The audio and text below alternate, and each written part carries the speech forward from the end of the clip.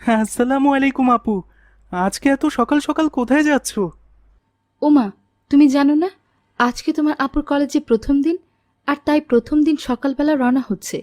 বাহ ফাতেমা, তোমাকে তো খুব সুন্দর দেখাচ্ছে। তোমার আপুর দেয়া সেই নতুন বোরখা পরেছো, তাই না? কলেজে ভর্তি হওয়ার উপলক্ষে আপু আমাকে যে বোরখাটা গিফট করেছে সেটা পরেছি। বোরখাটা তোমাকে দারুণ মানিয়েছে।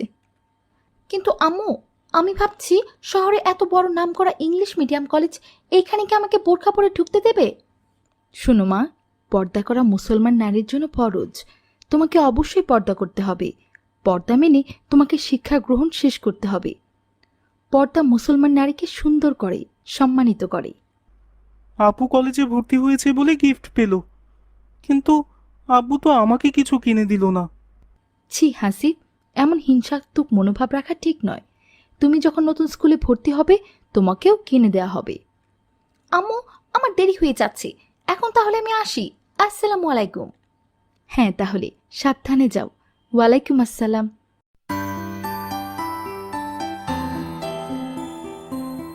Good morning student. আজকে তোমাদের প্রথম ক্লাস, এমনকি কলেজে তোমাদের প্রথম দিন। তোমাদের সবাইকেই অভিনন্দন। তোমরা একে একে প্রথমে তোমাদের নাম বলবে। আসসালামু আলাইকুম, আমার নাম ফাতেমা। এই মেয়ে, তুমি এসব কি পড়েছো? তুমি ক্লাসে এরকম চোখ মুখ ঢেকে বসে আছো কেন?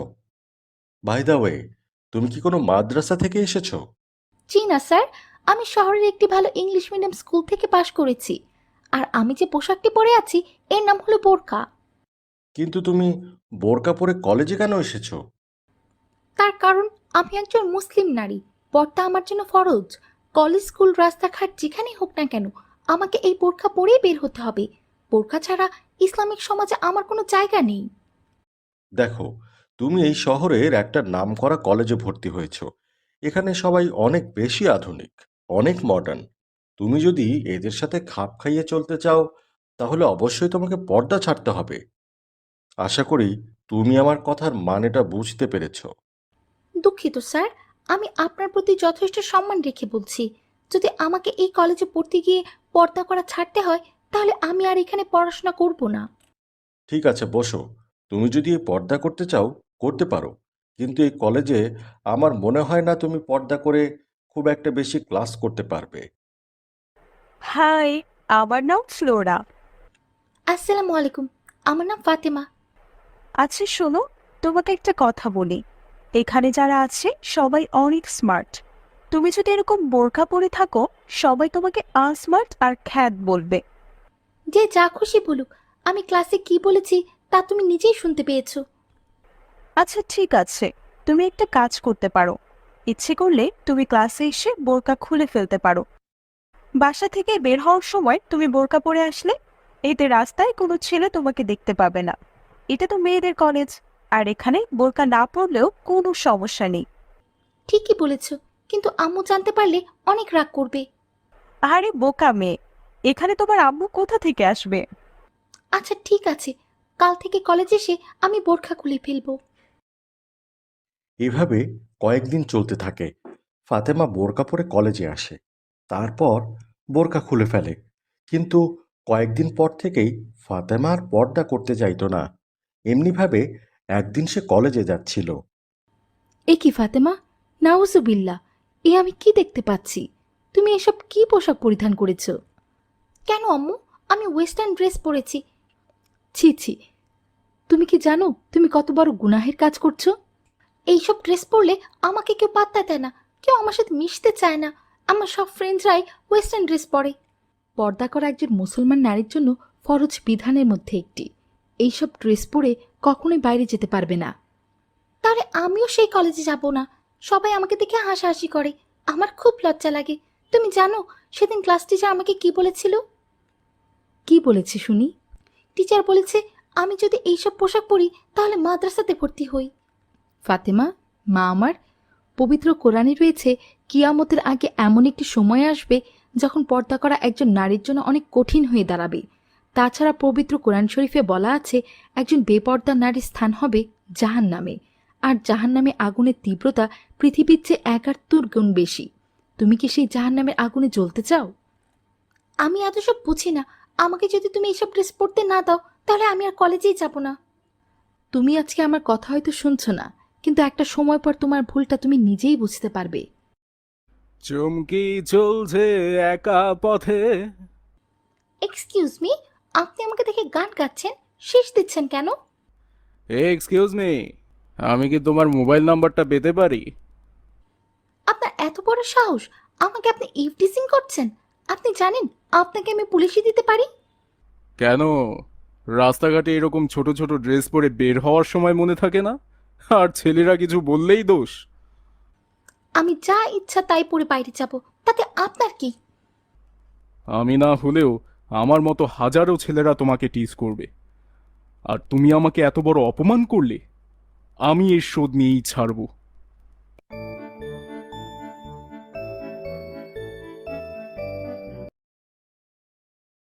এই মরিয়ম, কোথায় যাচ্ছিস? এদিকে একবার শুনে যা। আরে তুই ফাতেমা না? এ কি অবস্থা তোর? তুই এসব কি পড়েছিস? ছোটবেলা থেকে তো আমরা একই স্কুলে পড়তাম, তখন তো তুই বোরকা পরতিস। হঠাৎ করে এসব ড্রেস পরা শুরু করেছিস কেন? আরে থাম, এইসব ড্রেসে আমাকে কেমন লাগছে বল? আগে তো আমার দিকে কোনো ছেলেরা তাকাতোই না, এখন রাস্তায় বের হলেই ছেলেরা আমার দিকে তাকিয়ে থাকে। ছি ফাতেমা, ছি! তোর নৈতিকতার এতটা অবক্ষয় হয়েছে? রাস্তার বেগানা পুরুষ তোর দিকে তাকিয়ে থাকলে তুই খুশি হস? এসব কুকুর তোর দিকে লালসা দৃষ্টিতে তাকায়, এই যে কি তুই বুঝতে পারিস না? আর তুই জিজ্ঞেস করেছিলি তোকে কেমন দেখাচ্ছে? তোকে একদম নির্লজ্জ আর বেহায়ার মতো লাগছে। তুই আমার ছোটবেলার বান্ধবী হয়ে এত বড় কথা বলতে পারলি? হ্যাঁ পারলাম। আজকের পর থেকে আমি তোর সাথে কোনো ধরনের বন্ধুত্ব রাখতে চাই না। যদি পর্দা করে আবারও ফেরত আসতে পারিস তাহলে আমি তোর সাথে বন্ধুত্ব রাখবো।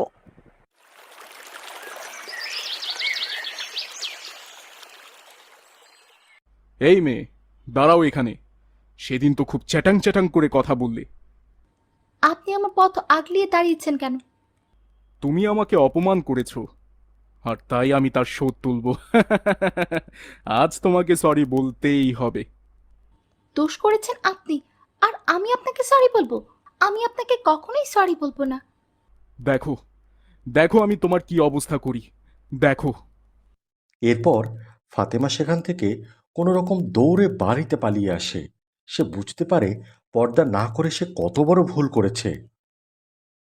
আজ 2 দিন হলো বখাটে ছেলের ভয়ে ফাতেমা কলেজে যেতে পারছে না। এদিকে সেই সমস্যার কথা বাড়িতে কাউকে বলতেও পারছে না, কারণ বাড়িতে আগেই সবাই বোরকা পরা বাদ দিতে নিষেধ করেছিল। তাই সে একলা ঘরে মন খারাপ করে বসে আছে। কি হয়েছে ফাতেমা, তুমি মন খারাপ করে বসে আছো কেন? মা, এলাকার একটা বাজে ছেলে আমাকে ইভটিজিং করেছিল, আমি তার প্রতিবাদ করেছিলাম, তাই সে আমাকে দেখে নেবে বলেছে। হয়তো খারাপ কিছু হবে, তাই আমি ভয়ে কলেজে যেতে পারছি না।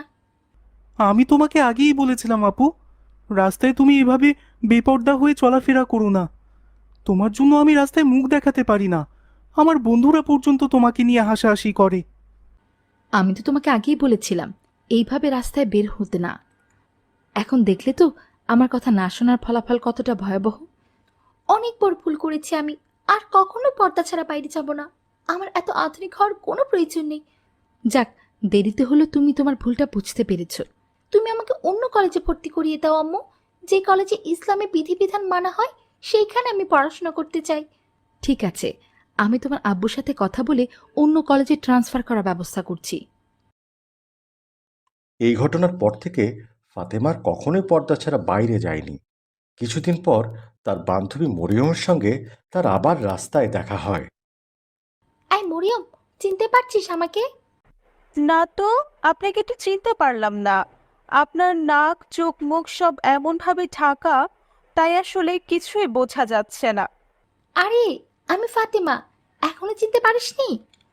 আরে বাহ, হঠাৎ করে তোর এত আমূল পরিবর্তন! আমাকে আর লজ্জা দিস না, আমি আমার ভুলটা বুঝতে পেরেছি।